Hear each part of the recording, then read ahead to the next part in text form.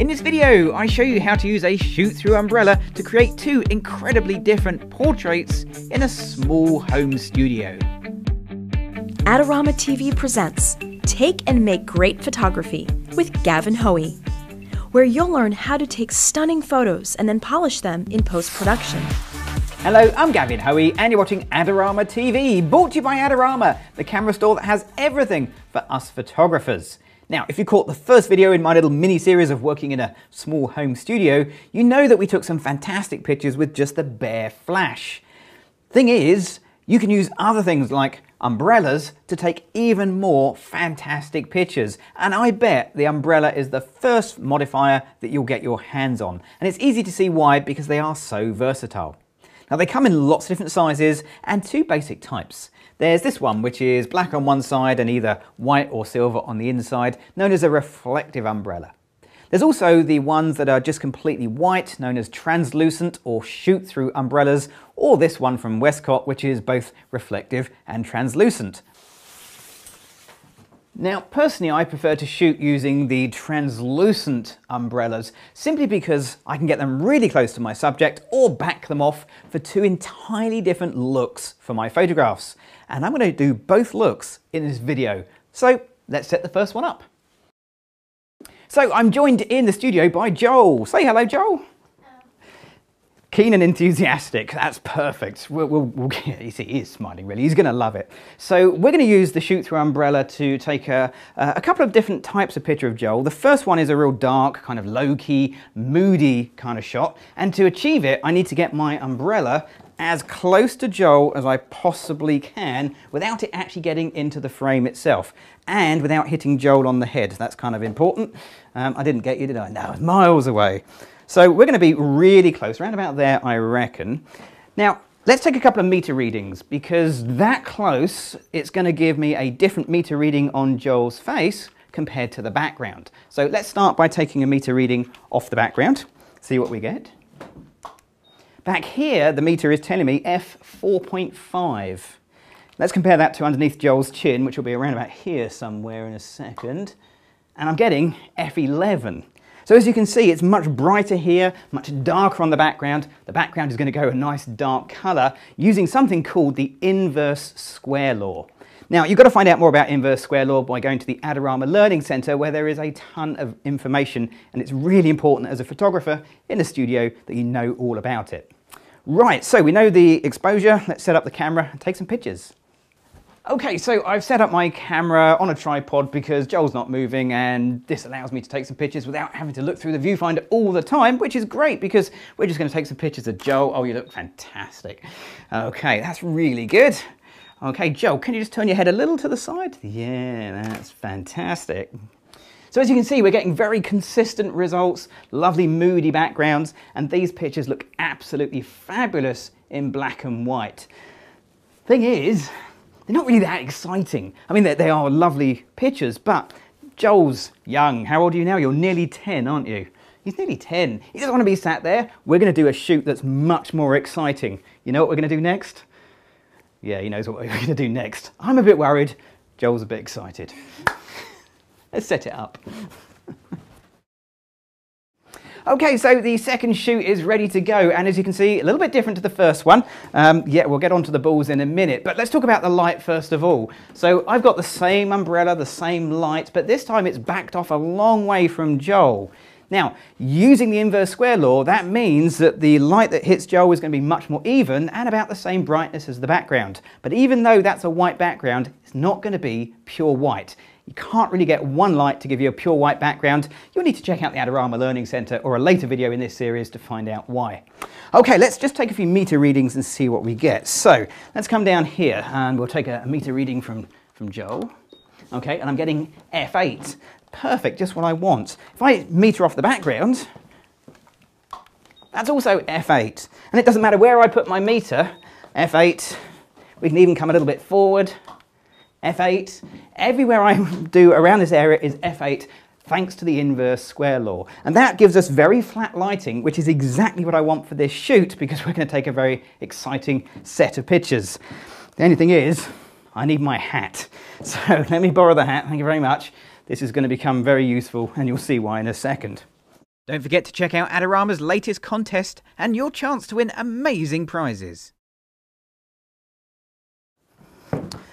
Okay, so we can now set up the camera f8. I'm on an ISO 200 because the light is got a little bit further to travel and I want that bigger depth of field that f8 is going to give me. I need to make sure that everything on this shoot is locked down the same. So I've framed this up and I'm going to make sure the zoom doesn't change. I'm going to make sure the exposure doesn't change, the aperture doesn't change, nothing changes. I'm even going to try and make sure that Joel doesn't move too much, because when we join this together into one large image in Photoshop, that's going to be a big time saver. The hat, well, that's simply there to give something for Joel to aim at, so he's looking towards the camera, but doesn't actually try and hit the camera. That's the idea. So, Joel, really simple. All you're going to do is you're going to throw a ball, and you're going to try and knock off the ball on the top of my hat. You reckon you can do that? Yeah? No? Okay, let's take a test picture first of all, before we get too much into this, and that looks absolutely fine. Okay, Joel, have a test shot. Ready? On three. 1, 2, 3. No, you're right, I'm quite safe, aren't I? That's miles away. Yeah, that's pretty good. Okay, so, Joel, what I'd like to do is get a handful of balls for me. Brilliant. Okay, so you're going to throw all 6 and see, I mean, numbers, you must get more off with 6. Go for it. Go up. Ow.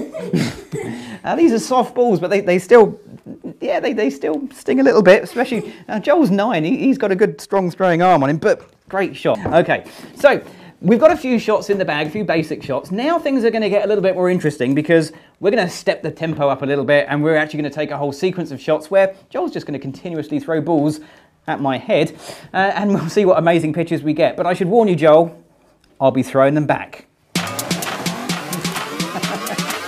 Let's go for it. Oh! Ow. Here we go.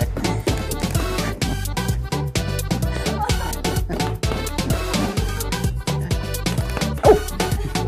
Well, that was close. Okay. Don't aim at me. I have enough problems of my own, thank you very much.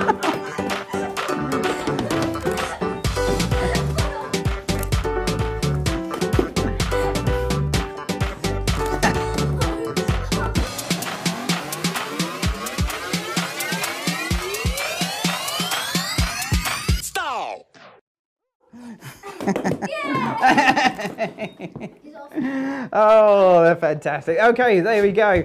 Balls everywhere. Camera's been hit multiple times, but everything's absolutely fine. Thank you very much. Absolutely great fun. Wonderful stuff. What we'd like you to do is to have a go at this yourself. We've made an online gallery where you can reproduce this shoot or the previous one, upload it, and let's see what amazing versions of this you can come up with. Now, all I need to do is to get my set of pictures into Photoshop and we'll merge them together to make one final shot. And we're going to do that right now. Look at that, look. These things got absolutely everywhere. Yeah, it was a great fun shoot to do. I've got lots of fantastic pictures of Joel. I've narrowed it down to 5 and I've already put them through Camera Raw. And now I'm going to use Photoshop to join them together. So let's jump in and see how it's done. So what I've got here is one of the pictures, and as you can see there's a lot of extra area around the picture that we just don't need. That's one of the downsides of shooting in a small home studio. You can't really back up far enough and zoom in or have a wide enough background to actually get what you need, but fortunately this technique didn't need a big background, and as long as Joel stayed within my little white background we were absolutely fine. So cropping that away, perfect. Now I've already done that with the other pictures and this is going to be the first picture we're going to use. And what I want to do is I want to increase the area of picture to make room for the other 4 shots. Now we could use canvas size or you can use the crop tool, it's entirely up to you, get to the same point either way. Now I'm going to add about 300% canvas to the picture, like so. I know we've got 5 pictures but 300% should be enough because we're going to put them fairly close together. So let's get the next picture from the sequence, which will be this one right here. And we're going to select an all, edit and copy. We'll jump back to our main picture and choose edit and paste. Now they should be roughly the same because in theory the camera didn't move and Joel didn't move. Of course that wasn't quite the reality. Joel moved and the camera took a few hits every now and again, so there may be just a little bit of wiggle room to do here. So let's just grab this picture and we'll just move it down a little tiny bit like that. But I'm going to drop the opacity down so I can put the two on top of each other and see where they're going to go, like so. Okay, with it in the right position, I'll increase my opacity and now we can blend them together. Now blending together is just a matter really of adding in a layer mask. We'll use a reveal all layer mask and I'll get a paintbrush. Let's get a nice big brush and we'll just paint away to reveal the picture behind. And I'm going to keep changing the size and hardness of my brush just so I can blend this in really nicely, because we've got two pictures that we want to join together, and it gets a little bit tricky sometimes when you have balls that overlap, particularly if it overlaps arms and hands and legs and so on. But that looks pretty good. For example, I think we'll keep that blue ball from that picture and maybe the green balls from that picture. Okay, so there we go. Okay, and you can start to see how this can become a little bit more challenging when you get to the edges. Well, maybe we'll go for those two. There we are, that works better. And there's no rights or wrongs, it's a matter of what works best. Okay, so that's two pictures in. Let's go add another one in, and we'll show you one more before I go and speed things up a little bit. And we'll select it all, and we'll copy, and we'll go and edit and paste it in. So once again, I'll drop the opacity, I'll get my move tool, and we'll just reposition Joel so he's roughly in the right place. I reckon probably about there somewhere. Yeah, that looks good. Pop the opacity back up, pop on a layer mask, and then we get our paintbrush and paint back in using black to reveal. Okay, round we go. And there's a knee there, but there's lots and lots of coloured balls down here, so let's go add those in. Yeah, I think that's going to be okay. So I think what we'll do is we'll just take all of the coloured balls from that shot, and there's a little orange one there. We'll add that in as well. That looks pretty good. And we'll just tidy up those bits like so. So that puts three of my pictures together. Now what we need to do is just do the remaining shots. Now, to speed things up, I'm going to go and do those, and you can join me in just a second. So I've just got this last little bit to do on the last shot. It really didn't take too long, but there we are. Just a little bit of time spent getting that nice, neat and tidy, pays dividends, making sure we get all the fingers through. And there we go. Okay, so all of my pictures are now together. As you can see, we've got a few areas where things went up and down slightly. I'm going to get the crop tool, and once again, I'm just going to crop into those areas just to tighten up the whole composition, and we can come down a little bit like so. There you go. Now, if there are any areas, small areas, you can use the clone tool just to fill them in. But by and large, that should be it. And of course, you can even add in some extra balls from other shots that maybe are flying through the air or falling on the floor. But once you've done that, that's your final picture completed. Now, if you've enjoyed this video and you want to see other videos from the amazing presenters here on Adorama TV, you know what you've got to do. You've got to click on the subscribe button.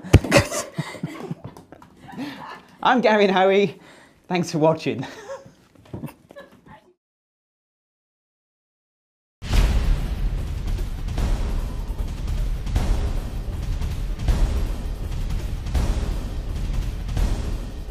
Do you want great looking prints at low cost? Be sure to visit our easy to use online printing service. Adorama Pix has professionals who treat your images with the utmost care that you can count on. For a quick turnaround on photos, cards, or albums, use AdoramaPix.com.